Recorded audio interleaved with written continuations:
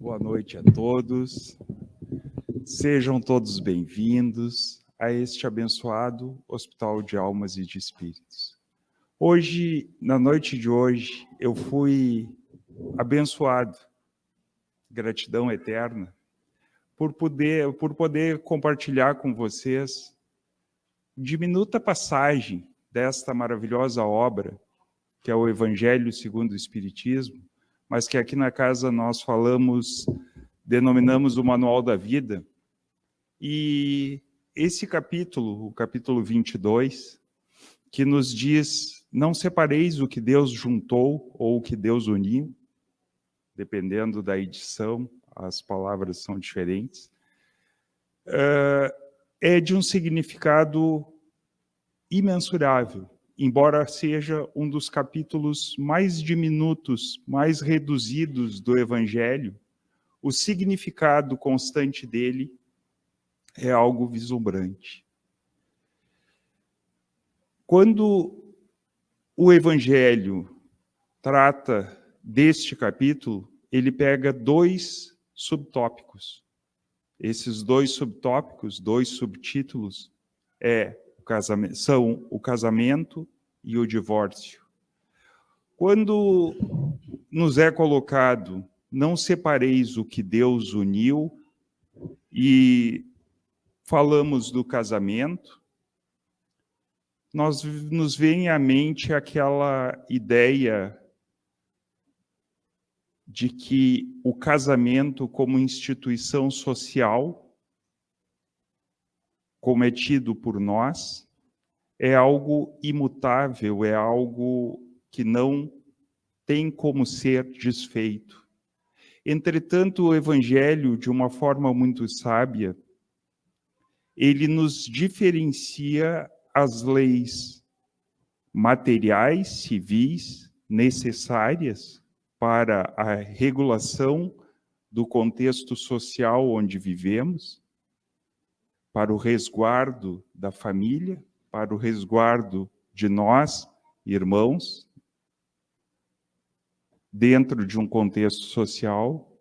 Ele diferencia das leis morais, da lei divina, da lei do amor. Esta, sim, imutável. Esta é a que se referia a Jesus quando lhe disse: não separeis o que Deus uniu. A união que o Evangelho nos fala é aquela união que existe não só com relação ao casamento propriamente dito. Hoje, o casamento é uma das várias maneiras de união entre pessoas. Nas legislações de todo o nosso planeta, existem uma infinidade de variações de relações civis entre as pessoas. Se nós pegarmos na nossa legislação, nós temos o casamento, propriamente dito, nós temos a união estável, nós temos o concubinato, dentre outras relações, formas de se relacionar, mas em todas elas, que são formas contratuais e são falíveis, são variáveis de acordo com o contexto social, com a época em que se colocam. A exemplo do nosso casamento, desde os idos de 1916, que era o Código Civil anterior, para o Código atual, que é de 2002, que entrou em vigor em 2003, já existiu uma grande diferença entre esta união contratual civil e necessária para a regulação do contexto social onde vivemos. Entretanto, a união que Jesus se referiu é a união pelo amor. É a união necessária para manter os princípios morais os princípios de um homem, e quando eu me refiro ao homem, eu me refiro às mulheres também, manter um padrão do que Jesus descreveu como um homem de bem.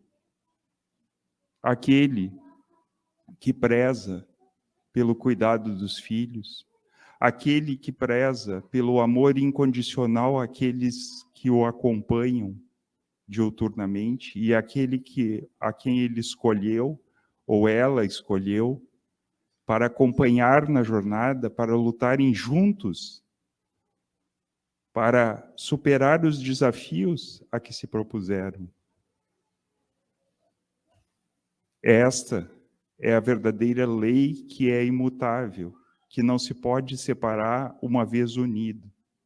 Mas nós temos que levar em consideração também que quando Jesus se reporta à máxima, não separeis o que Deus uniu, ele não se limita tão somente à relação conjugal.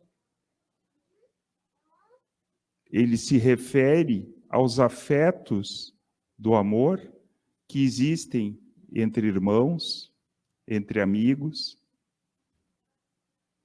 Muitas vezes, quando temos as crianças naquela fase diminuta da creche, vem o bilhetinho na agenda: pai, compareça no colégio que o seu filho ou a sua filha acabou mordendo um coleguinha, né? Ou puxou o cabelo de um coleguinha. Muitas vezes, esses fatos acontecem por uma má observância da lei do amor. Muitas vezes, a afeição entre duas pessoas, ela se coloca de uma forma que a sistemática adotada por quem coordena a situação, que normalmente são as profs, não se adequa. O fulano e o ciclano, eles gostam de estar sempre juntos. Não, mas nessa fase, segundo a psicologia, eles precisam interagir com o todo. Então, separam aqueles que gostam de estar juntos.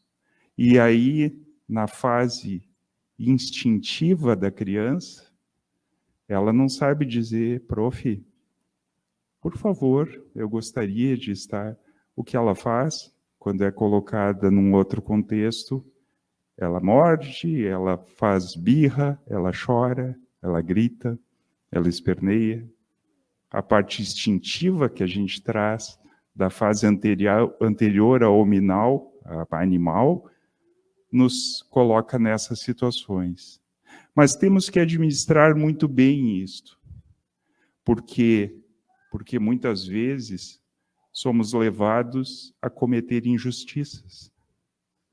Às vezes, vem uma situação mais para a fase um pouco mais madura, naquela pré-adolescência, onde a criança acha que pode muito, quando pode muito pouco, acha que sabe muito, quando, na verdade, sabe alguma coisa. E somos colocados à prova, nós pais e os nossos escudeiros em sala de aula, os professores, maravilhosa profissão, que além da instrução, do saber, eles ainda nos ajudam a construir o caráter dos nossos filhos. Eu sempre digo, os professores, eles são, na verdade, artistas, porque eles esculpem a personalidade dos nossos filhos de acordo com a matéria-prima que nós oferecemos a eles. Essa lei do amor, ela inicialmente veio ao contexto através do casamento, inclusive citado literalmente no Evangelho, porque na época era o único que existia, a única união que existia. ela nos trouxe, no contexto do final do século retrasado e até meados do século passado, mais para o final do século passado, uma situação que é contrária a tudo que Jesus nos pregou, nos ensinou, nos exemplificou em seu viver. Quando tu diz o casamento é indissolúvel, o que Deus uniu, o homem não pode separar. E tu coloca esta máxima, que tem a abrangência que nós já vimos antes, restrita a um contrato social, a um contrato formal, cível, entre duas pessoas. Tu aprisiona dois seres humanos que muitas vezes não se suportam, não se toleram, por N motivos, de repente, desde o início, e tu os castiga a conviverem em uma situação incompatível, onde existe uma incompatibilidade de ânimos, uma diversidade de objetivos, uma visão diferente dos fatos da vida, objetivos diferentes, que geram conflitos insanáveis e que são impregnados nos filhos que Deus concede a este casal. Vocês viram a observância que nós devemos ter no verdadeiro sentido que Jesus quis nos trazer? Quando duas pessoas, sejam elas do mesmo sexo ou de sexo diferente, decidem trilhar a sua caminhada lado a lado, por afinidade, por amor, todos aqueles que presenciam devem corroborar com isso, devem auxiliar, devem fornecer a eles os meios de ser felizes. Por quê? Porque somos irmãos. E todos nós temos a obrigação do amor incondicional. Entretanto, muitas vezes, a distorção do verdadeiro sentido das palavras de Jesus faz com que aqueles que impõem o ensinamento de Jesus de forma errada leve as pessoas ao sofrimento. Como foi colocado para nós pelos Espíritos, no Livro dos Espíritos,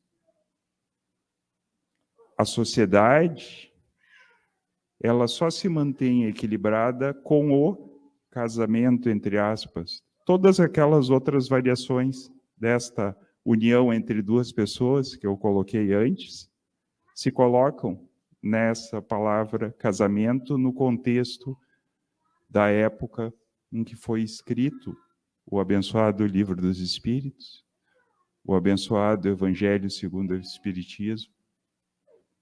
Entretanto, meus irmãos, o que devemos ter como norte é que devemos ter o respeito pelo sentimento das pessoas e auxiliá-los a fazer com que as escolhas que tomaram tragam a eles e a todos aqueles que os cercam a tão almejada felicidade.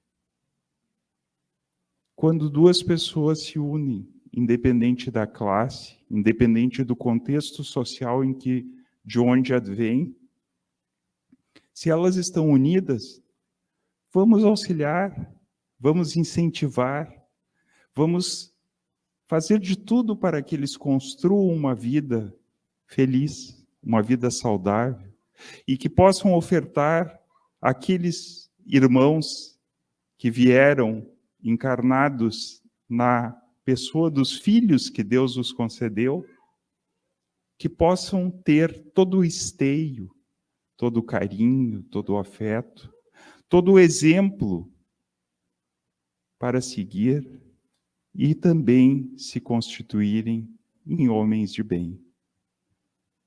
Vamos ser irmãos, vamos ser fraternos, vamos seguir aquilo que Jesus não só nos ensinou, ele não se contentou em nos ensinar, porque se fosse assim, ele não precisaria ter passado séculos rebaixando o seu patamar vibratório de evolução espiritual para se fazer encarnar entre nós.